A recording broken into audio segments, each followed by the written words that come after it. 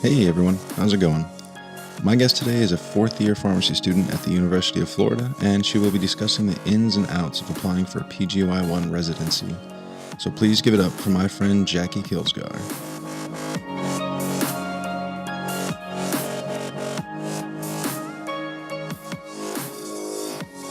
How you doing?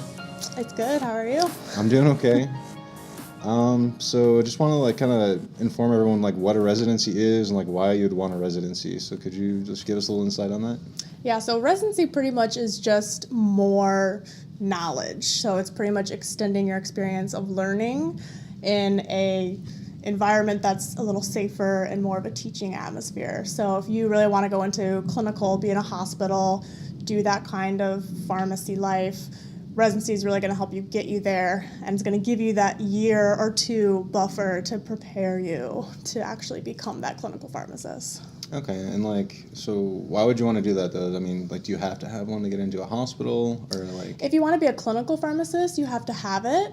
There's also staff pharmacy, which is pretty much just verifying orders in the hospital, and you don't need a residency for that, but it's harder to get those. Everything in the hospital is pretty much going the route of having at least 1 year residency. Okay, so when you say staff pharmacist, so what do you mean by that as compared to clinical?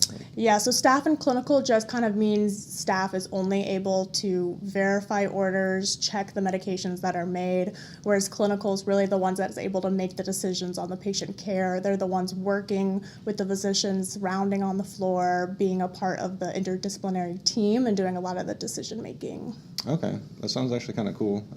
Do you find that more interesting than Yeah, I think it's more interesting and more rewarding, too. I think that it's a little boring, actually, if you're just doing staff pharmacy, sitting at a computer all day. Fair enough. So it's a little bit more of a challenge when you're actually doing more work with the patients and being able to see them and be involved more. So I think it's also kind of beneficial for you and the patient.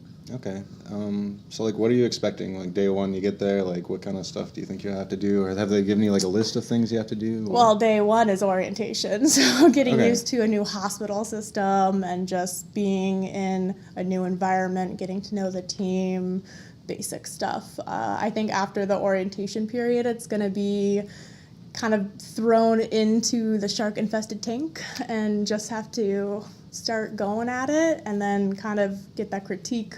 Either you're doing things right or you're doing it wrong, and they're just going to help you mold into a pharmacist. I think when you first start off after becoming a pharmacist, you're going to be nervous at anything you do because now you're actually a pharmacist. Verifying things, you're actually the ones hitting the button saying, yes, you can give that to the patient. So I think it's going to be tentative first steps, but so terrifying, but probably thrilling at the same time. It is exciting, yeah. Like you said, you're expanding your knowledge, so it's kind of exciting little journey forward. What about pay? Is this costing money? Do you have to take out more student loans to do this, or are you getting paid for this kind of thing? You get paid, but very minimum to what you're expecting as a pharmacist. So I can tell you specifically what I'm getting paid is $48,000 for both year one and year two. Some people get paid between $42,000 to $52,000. But that's for both 2 years, so you're getting 40? For one. Oh, per year? Okay. Yeah, sometimes it'll go up. If you're doing a PGY2, it'll go up a couple thousand. Wait, what's a PGY2? So PGY2 is just specializing in a specific area. So for me, you always do a general PGY1 year. That's kind of everything in the hospital. And then if you really want to go a different route, you do a PGY2. So you do a second year of residency at that lower pay grade. So I'm doing it in administration. Some people do it in oncology or critical care. Okay, so you kind of specialize in what you're interested in. Yeah, that's not required though. Okay, and then like you said, PGY1 is just more like a general. Just getting into the clinical. Yeah, you kind of have a rotation. It's just like rotations your last year of pharmacy school. You have rotations in all different areas. You have either 4 weeks to 6 weeks, kind of the range of rotations, and it's you get a crit care one, you get internal medicine, you can choose to do electives if you want to do infectious disease or if you want to do emergency medicine. You get med safety, you can get administration rotations. So. That sounds pretty diverse, so something for everyone. Yeah. So you had an ungodly number of residencies. How many did you have? Yeah, so I interviewed at 9 places. I had 10, and I actually canceled one. Wow, okay. What's your secret? my secret at surviving them? I'm getting that many. I mean, I always hear it's so hard to get interviews or get into the residency programs. Yeah, so, I applied to 10, and I thought that was a good number. They recommend you apply to 7 to 10, and realistically, I was thinking you'd get about 50% of that. There's so many people applying. I don't think it's always likely that you get all of them, so I was not expecting to get all of them. So I think that's kind of word to the wise, really keep an eye on that number. I have some friends that applied to like 16, and then they got 10 too, so they got kind of more of that closer to half thing. Okay. So it's really hard to decide on how many you're going to do. I shot for 10 and I applied to 10, but you want to make sure that you want to apply to those 10 because it costs money for every single one. Oh, okay. So It can get really expensive then. yeah, it's like you pay a solid number for 4, and the application includes 4, and then you pay an additional one for every one you add on. Wow, so you paid for an additional 6. Yeah, so Okay. always have 4 you want to apply to, because that's Okay. included all in one. You can't, just pay for 3. It's 4. And then really think about how many you want to apply to after that and how much money you want to spend. And then think if you get all of those, that's how many interviews you have to fit in within the 6-week time period. And I'm assuming those are not all in-state, so you had to pay for traveling. And Yes, I actually applied mainly to everything out of state, so that's also something to keep in mind. You can apply totally in-state. The program I did specifically wasn't really in Florida, so I had to go out of state. But a lot of people did a lot in Florida, so that's a little easier. If you do them out of state, you can also try to do it at the same time. Like if you're going to North Carolina for 2, you could do it in the same week possibly. They're normally flexible if it's available. I actually had 2 in North Carolina, but I wasn't able to get them in the same week, so I went there twice. That's okay. It at least wasn't cold, so that's nice. That's probably a good thing. So, can you just, for anyone that, wants to do a residency, can you just walk me through, the real basic steps? So, how do you begin applying for residency? When do you start thinking about it in your college career? Yeah, I mean, really you want to start thinking about it as soon as you can. So for right now, after first year, you guys do community. So when I did community, I realized I did not like community. So I knew I pretty much didn't want community. Fair enough. It's not for everyone. Yeah, after second year, you do that introductory hospital, and that's where you kind of really know you want to do something. And if you realize it then, that's when you want to be thinking about it. But if you want to do it, if you know ahead, start doing it early, because you need that, you need all the things to buff up your CV, because that's how you're going to get these interviews. So you need leadership, you need to be involved on campus. If you're not involved on campus, involved in something else that you can put on your CV, because that's really how you're going to get any interviews.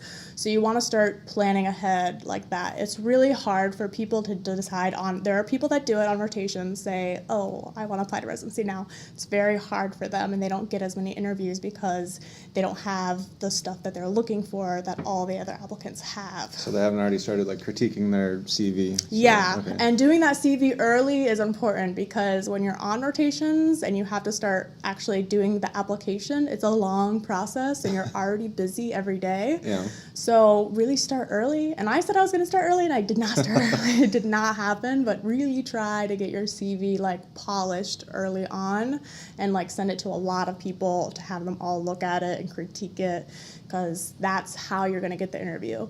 You're going to get the interview with your CV first, and then you're going to get the residency after you get an interview.